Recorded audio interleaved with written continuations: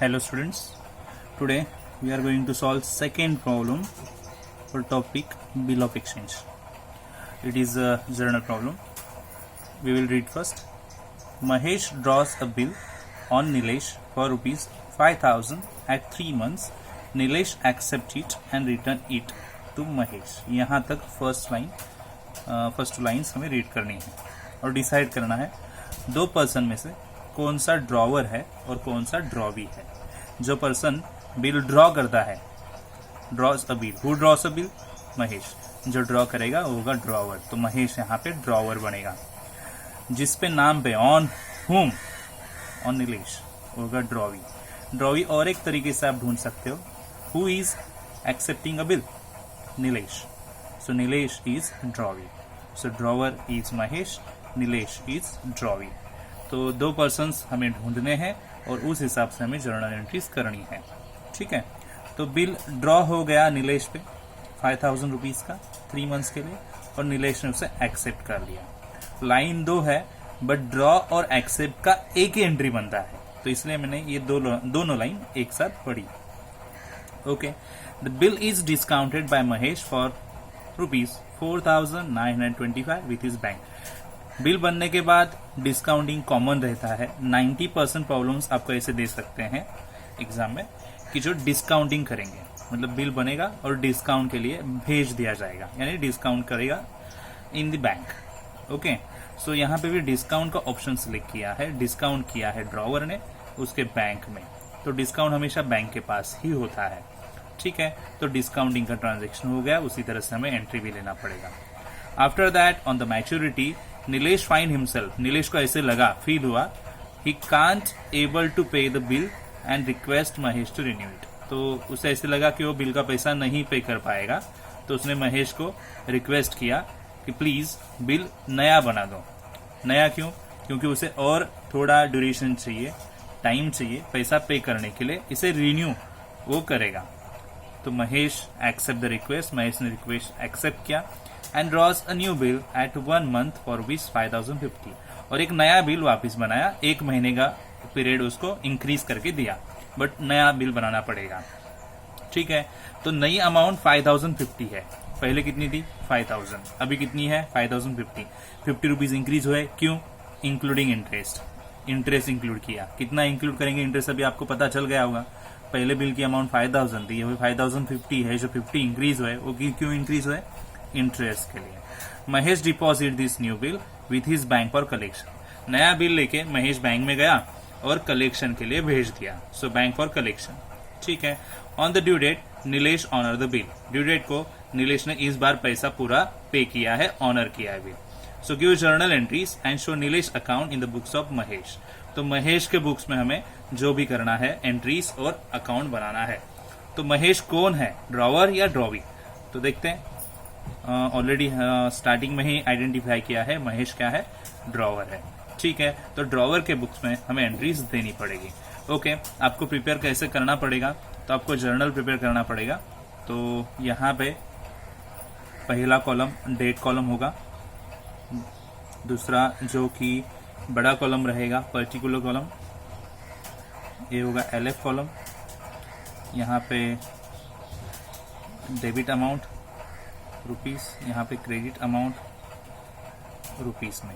ठीक है, और यहाँ पे हम लिखेंगे जर्नल ऑफ इसका, महेश का, in the books of Mahesh है ना, जर्नल ऑफ महेश। ठीक है, तभी हम स्टार्ट करेंगे प्रॉब्लम सॉल्व करने के लिए। फर्स्ट प्रॉब्लम में, जो फर्स्ट प्रॉब्लम का वीडियो आपने देखा होगा, वहां पे ये कॉलम में JF लिखा है, इट्स रॉन्ग, आप उसको LF कर दोगे। ठीक है, सो स्टूडेंट्स, यहाँ पे मैंने एक छोटी सी टाइमलाइन ड्रॉ की है, जिस बेसिस पे आपको एंट्रीज देने में आसानी होगी। सबसे पहले एंट्री बनती है गुड्स सोल्ड की, बट हमारा प्रॉब्लम तो डायरेक्टली बिल ड्रॉन से स्टार्ट हो रहा है, इसका मतलब गुड्स सोल्ड वगैरह एंट्री यहाँ पे नहीं है, तो ये एंट्री हम यहाँ पे तो नहीं लेंगे। हो सकता है आगे के प्रॉब्लम्स में आपको ये एंट्री दी जाए गुड्स सोल्ड की। उसके बाद एंट्री बनती है bill drawn and accepted, bill receivable, ऐसा शॉर्ट में लिखा है मैंने यहाँ पे, bill receivable, drawn and accepted. तो यहाँ पे ड्रॉन एंड एक्सेप्ट का एंट्री यहाँ पे बोला ये ट्रांजेक्शन में, तो एंट्री आ जाएगा। बिल ड्रॉन होने के बाद क्या किया, डिस्काउंट किया। मैंने यहाँ पे लिखा नहीं है, अभी लिखूंगा क्योंकि वो चेंजिंग होता है, तो मैं यहाँ पे लिखूंगा discounted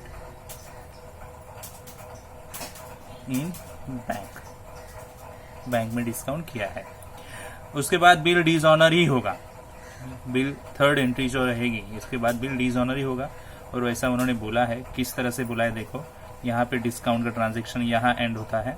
on maturity Nilesh find himself unable to pay the bill, Nilesh को फील हुआ कि वो पैसा नहीं दे पाएगा, तो इसलिए बिल कैंसिल होगा। बिल कैंसिल ही होना यानी डिसऑनर होगा। और पहला बिल कैंसिल होने के बाद ही नया बिल रिन्यू होने होगा, जो रिन्यू होगा यानी नया बिल बनेगा। तो पहला बिल कैंसिल होने के बाद ये पॉसिबल है। तो डिसऑनर होगा यानी पहला बिल कैंसिल करना पड़ेगा। आफ्टर दैट इंटरेस्ट की एंट्री लेंगे, तो रिन्यू में रिन्यू बोलेंगे, बट रिन्यू में पहला आप इंटरेस्ट ढूंढो, उसके आगे वाले लाइन में इंटरेस्ट बताया रहेगा।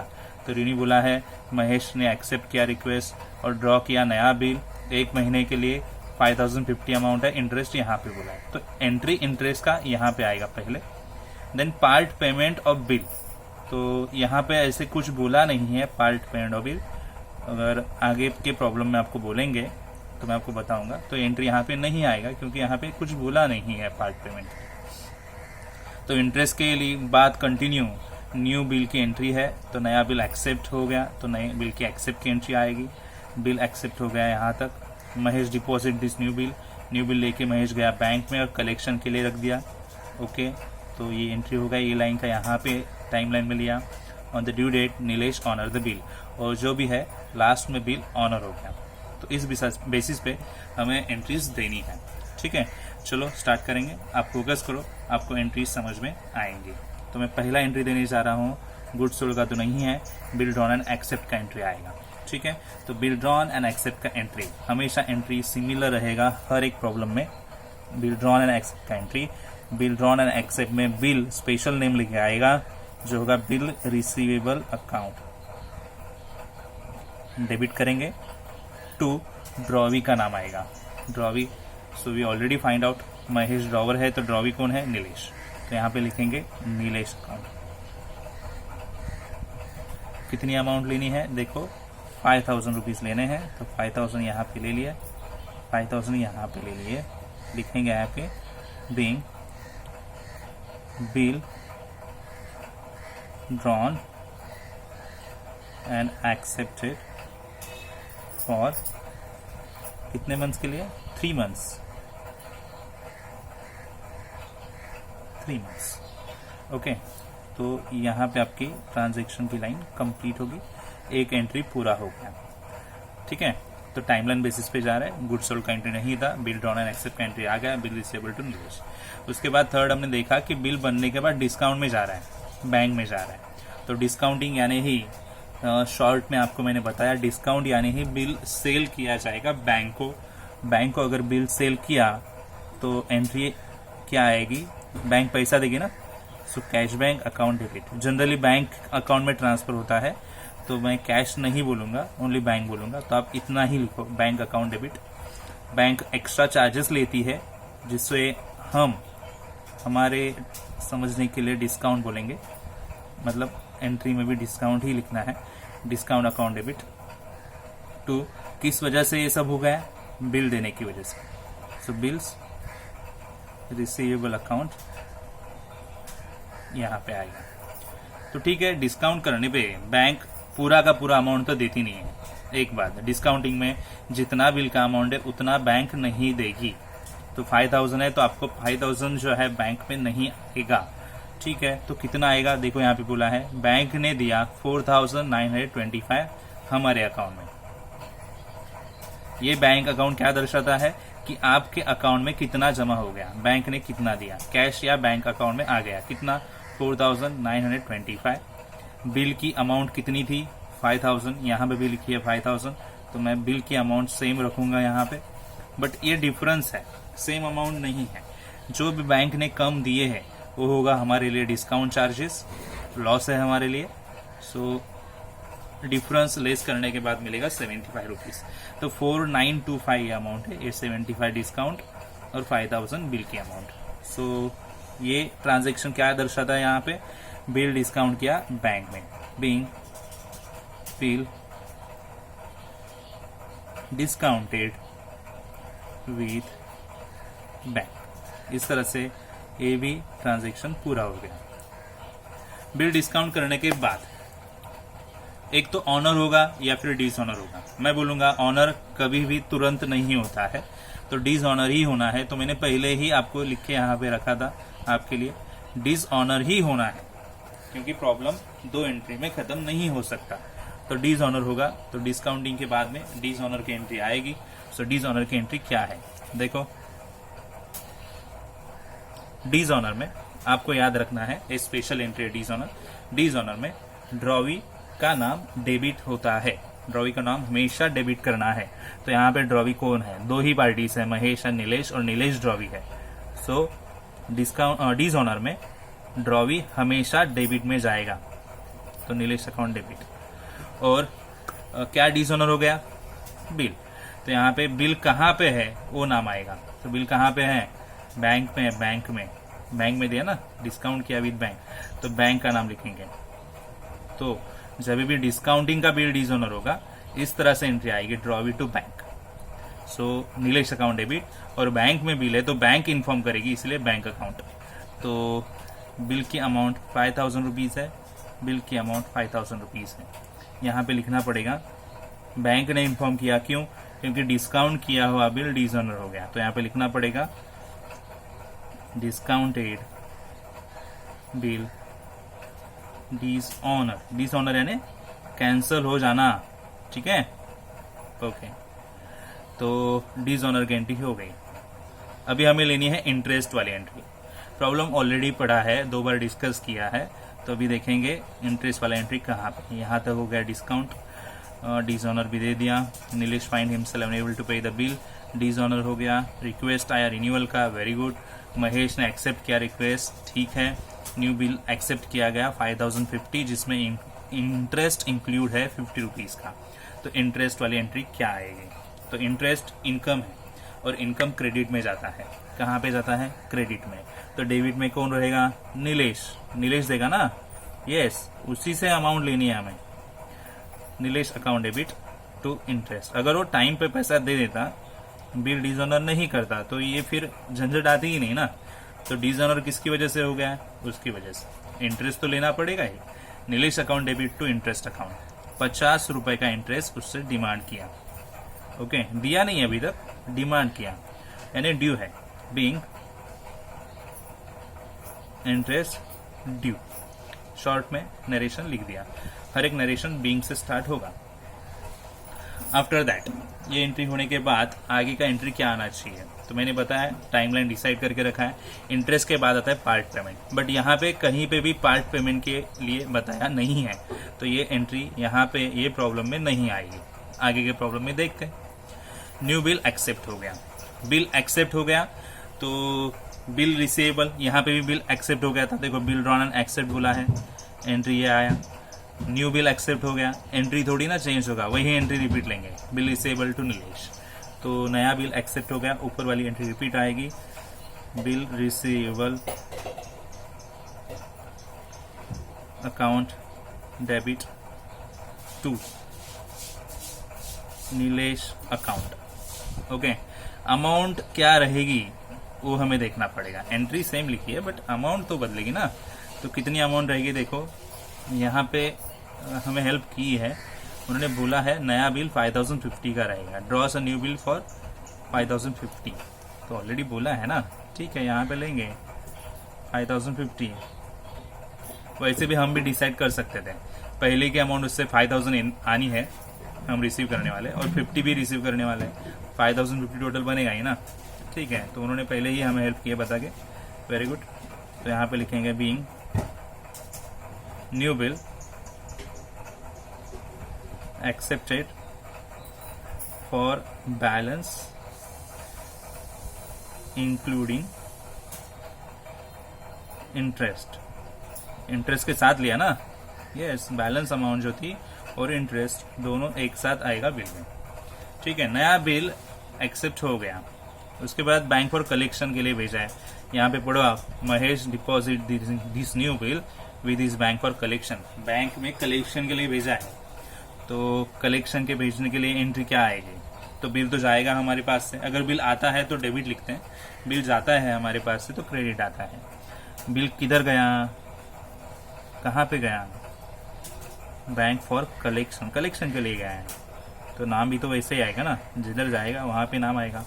बैंक फॉर कलेक्शन के लिए भेजा है तो bank for collection account debit. Bill गया हमारे हाथ से बैंक में तो बिल्स रिसीवेबल, बिल गया तो बिल क्रेडिट में आता है। ओके, बिल आया तो डेबिट लिखा था ना, एक्सेप्ट किया यानी बिल आया हमारे पास, बिल यहाँ पे दे दिया कलेक्शन में तो बिल गया, bill credit, bill comes in, bill debit, bill goes out, bill credit, so bill receivable credit में आ गया। 5050 की अमाउंट है नए बिल की, तो वही अमाउंट यहाँ पे लिखनी है। Being new bill, new bill send to bank for collection के लिए भेज दिया। तो बैंक क्या रिप्लाई देती है, बिल ऑनर हो गया या फिर डिसऑनर हो गया, ये हमें अभी पता चलेगा। तो इसीलिए लास्ट लाइन आप रीड कर सकते हो, on the due date Nilesh honour the bill, bill का पैसा जो है टाइम पे दे दिया यानी ऑनर हो गया। तो लास्ट ट्रांजेक्शन ऑनर वाला एंट्री। अभी मैं न्यू पेज पे एंट्री दूंगा क्योंकि यहाँ पे पेज एंड हुआ है। तो 7th, तो ऑनर वाली एंट्री, बिल है बैंक फॉर कलेक्शन, मतलब बैंक बताएगी। ओके, तो बैंक फॉर कलेक्शन में ऑनर वाला एंट्री क्या आएगा, जैसा ही पैसा आएगा कलेक्शन के लिए भेजा है ना बैंक में, तो बैंक कलेक्ट करके हमारे बैंक में अकाउंट में जमा करेगी ना, यस, तो बैंक अकाउंट में हमारे पैसा आ जाएगा। ये स्पेशल सर्विस बैंक देती है और अगेंस्ट सम चार्ज लेती है, तो bank charges account debit to. Okay, कहां से पैसा आएगा, कलेक्शन से, तो बैंक फॉर कलेक्शन, बिल वापिस नहीं लेंगे क्योंकि बिल तो पहले ही एंट्री में लिख दिया ना, तो bank for collection temporary account लिया था, वो अकाउंट यहाँ पे आएगा वापिस, कलेक्शन अकाउंट में पहले आएगा और फिर वो कलेक्शन से बैंक में जमा होगा, हमारे अकाउंट में जमा होगा। तो एक temporary account bank for collection bank के पास होता है, वो कलेक्शन करती है और हमारे बैंक अकाउंट में जमा करती है। ठीक है, तो अभी देखना है अभी एंट्रीज के अमाउंट्स क्या आएगी। बिल कलेक्शन के लिए था 5050, बैंक चार्जेस तो फिलहाल बैंक ने कुछ बोले नहीं है, तो बैंक में पूरे अमाउंट 5050 जमा होगा। Bank new bill send to bank for collection honour, तो बिल ऑनर हो गया। कौन सा, जो बिल बैंक फॉर कलेक्शन के लिए भेजा था वो ऑनर हो गया, तो रीजन के साथ लिखा being new bill send to bank for collection, ऐसा बिल जो बैंक फॉर कलेक्शन के लिए भेजा था वो ऑनर हो गया। तो अगर बिल ऑनर होता है तो आपका प्रॉब्लम वहां पे एंड होगा, बिल अगर ऑनर हो गया तो आपका प्रॉब्लम वहां पे एंड हो जाएगा। तो जर्नल एंट्रीज यहाँ पे हो गई। कितनी एंट्रीज आ गई, 7।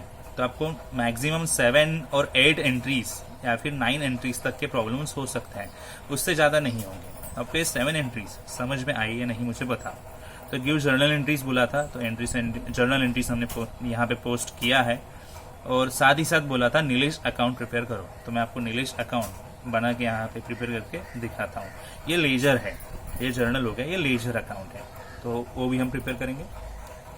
सो स्टूडेंट्स, ये रहा हमारा ledger preparation. Name Nilesh account, debit लिखेंगे यहाँ पे और यहाँ पे क्रेडिट, पर्टिकुलर रुपीज कॉलम, और मैंने यहाँ पे बैलेंस लिखा है 5000।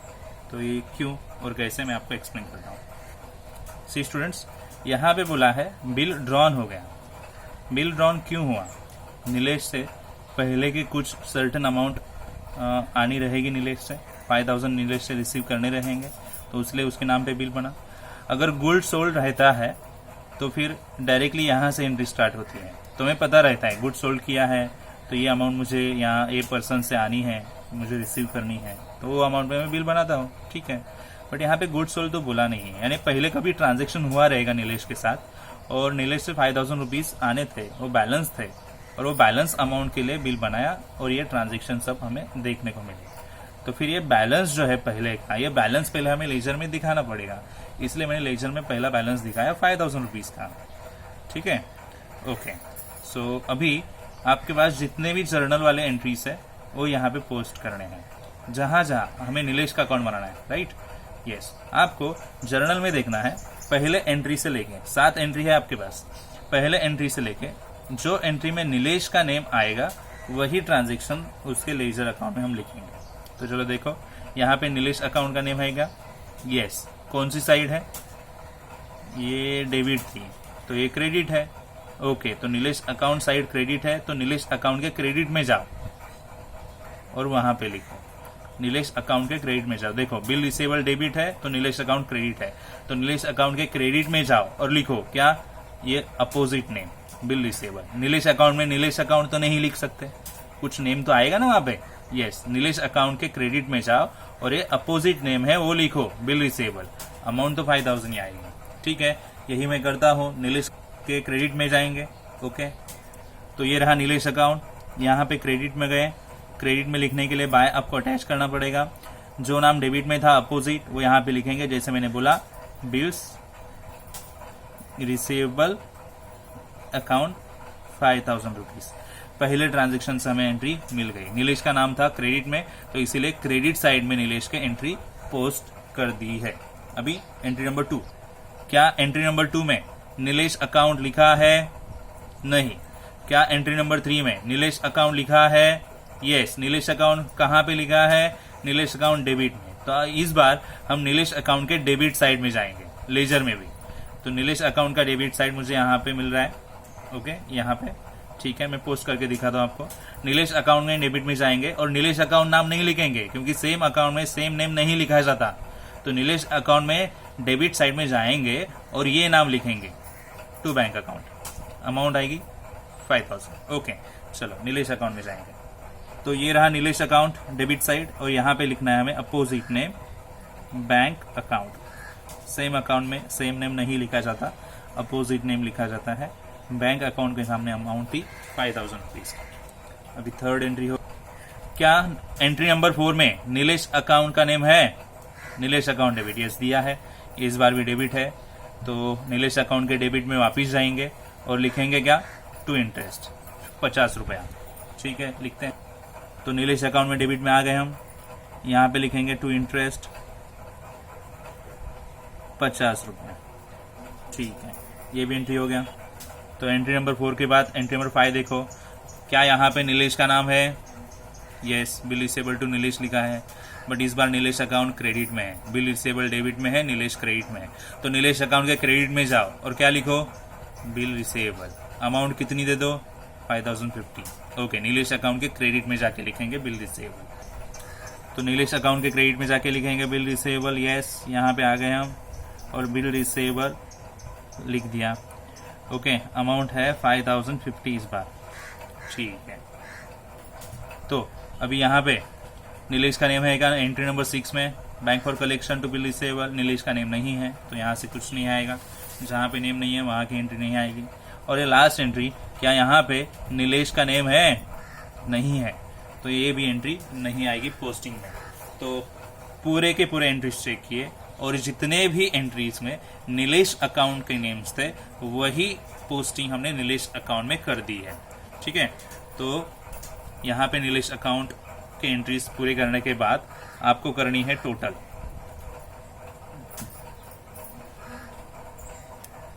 तो सिंपल है टोटल, ये टोटल होगा 10,050 रुपीज़ का और ये भी टोटल होगा 10,050 रुपीज़ का, यानी ये टैली हो गया और अकाउंट भी क्लोज हो गया, कुछ भी बैलेंस नहीं है।